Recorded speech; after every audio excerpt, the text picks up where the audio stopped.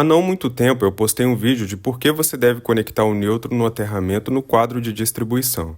Expliquei os motivos de por que é mais eficiente do que deixá-los separados e mostrei os itens da norma que nos permitem fazer essa conexão. Mas notei que muitas pessoas fazem confusão com esse esquema de aterramento e acreditam que essa conexão pode ser feita de forma independente por equipamento, especialmente o chuveiro. Mas nesse vídeo eu vou explicá-los por que isso é errado e perigoso, inclusive é proibido pela norma.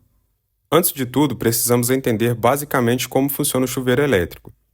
Internamente, o chuveiro tem dois contatos fixos que são interligados por um resistor.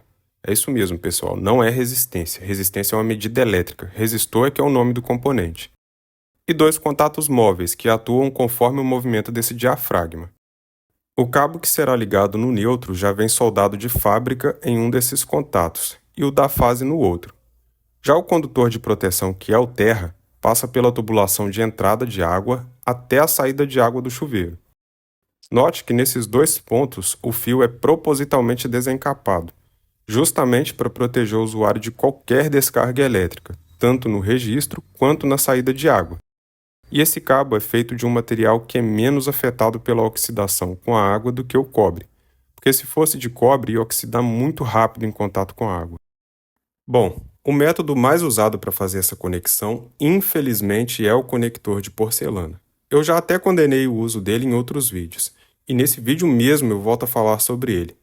Mas vamos dar seguimento no entendimento. Com tudo conectado, a água é liberada e faz pressão no diafragma, que é deslocado para cima e fecha os contatos, permitindo a passagem de corrente pelo resistor, que por sua vez aquece e troca calor com a água, deixando ela quente. Basicamente, o funcionamento é esse, é até bem simples. Inclusive, eu tive um professor que até falava que o chuveiro era um equipamento que funcionava com um princípio de curto-circuito controlado. Eu não discordo totalmente dele. Até porque os materiais mais comuns usados nos resistores são aço inoxidável e níquel-cromo, que tem baixíssima resistência. Voltando, dependendo do tipo de resistor e do material dele e da resistividade da água, que é bem baixa, principalmente em cidades litorâneas, pode gerar fuga de corrente, que imediatamente é conduzida para o sistema de aterramento e, dependendo da intensidade dessa fuga, pode desarmar o IDR. Claro, caso haja IDR na instalação. Ok, simulamos uma situação de uma residência que tem sistema de aterramento, mas a maioria das residências no Brasil não tem, infelizmente. É aí que surge a ideia de ligar o neutro com o terra na conexão do chuveiro.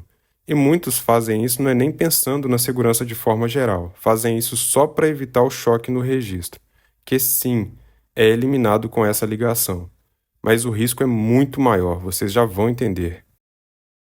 Suponhamos que essa conexão desse neutro se rompa. No meu entendimento, esse é o pior cenário. Esse rompimento é muito comum em conectores de porcelana, tá, pessoal? Mais um ponto negativo para ele. Eu já vi isso acontecer demais. Como vocês sabem, a fase é um condutor energizado e tem como referencial o neutro. Assim que você libera a água e os contatos se fecham, a tensão da fase vai percorrer o resistor, que tem resistência muito baixa, como acabamos de ver, vai passar pelo cabo azul e, como ele está conectado com terra, vai deixá-lo com tensão, ou seja, energizado.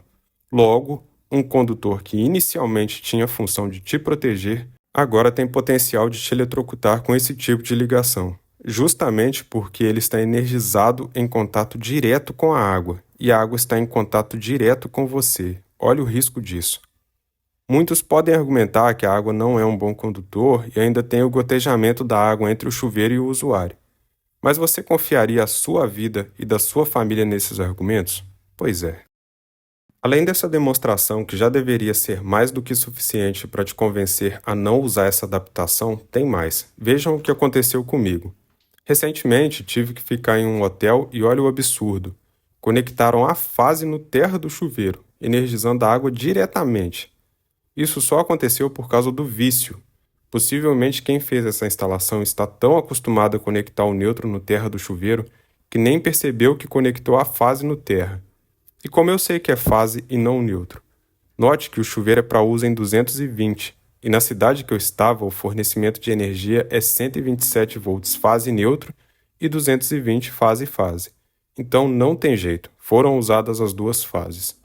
E olha o conector de porcelana aí. Quem fez essa instalação até se esforçou e usou o terminal para o parafuso do conector não danificar os filamentos do cabo. Mas além de ter sido mal executado, pois está sobrando o cabo desencapado além do terminal, o acabamento da caixinha está solto, deixando a conexão exposta à umidade do banheiro e já está visivelmente oxidado. Enfim, alguns de vocês devem estar se perguntando, mas a norma não permite o uso de um cabo comum ao neutro e ao aterramento? Sim, permite, e é o cabo PEN, proteção mais neutro. Mas a norma deixa claro no item 5436 que esse cabo deve ser separado a partir do ponto da entrada da edificação ou no quadro de distribuição principal, ou seja, lá na alimentação. E isso pode gerar outra dúvida. Por que a norma permite essa conexão no quadro de distribuição e não permite nos circuitos terminais, como chuveiros e tomadas, por exemplo? Não são conexões do mesmo jeito? Sim, são conexões, mas não são do mesmo jeito. Não dá para comparar a estrutura e a robustez de um quadro de distribuição com barramentos que foi projetado para esse tipo de conexão com uma emenda feita em um conector de chuveiro. E isso é apoiado pela própria norma no item 64341, que diz que o cabo PEN deve ter no mínimo 10 mm de seção e ainda tem uma nota, que diz que essa seção mínima do cabo é definida por razões mecânicas. Resumindo, ligar o neutro no terra do chuveiro é errado e perigoso, e um sistema de aterramento é mais do que necessário, é fundamental, não só para o chuveiro, mas para toda a instalação. E o IDR é essencial para complementar essa segurança, principalmente em circuitos onde o usuário se expõe a locais molhados, que é o caso do chuveiro. Uma curiosidade, o Brasil é o único país no mundo que usa chuveiro elétrico em massa. Inclusive foi invenção de um brasileiro, Francisco Canho, que inventou no início do século passado. É óbvio que existe chuveiro elétrico no restante do mundo, mas são minoria. Lá fora o aquecimento é majoritariamente a gás. Eu acredito que usamos de forma abrangente porque o nosso país é rico em hidrelétricas, e talvez também porque eles não queiram se expor aos riscos de um chuveiro elétrico. Isso até vai uma opinião minha, pessoal. No meu entendimento, todos os chuveiros elétricos fabricados deveriam ter resistor blindado, que é um resistor onde o material condutor não entra em contato direto com a água, aumentando muito a segurança. E aumenta também a vida útil desse resistor. Pode ter certeza que um chuveiro blindado dura muito mais do que um chuveiro com resistência normal.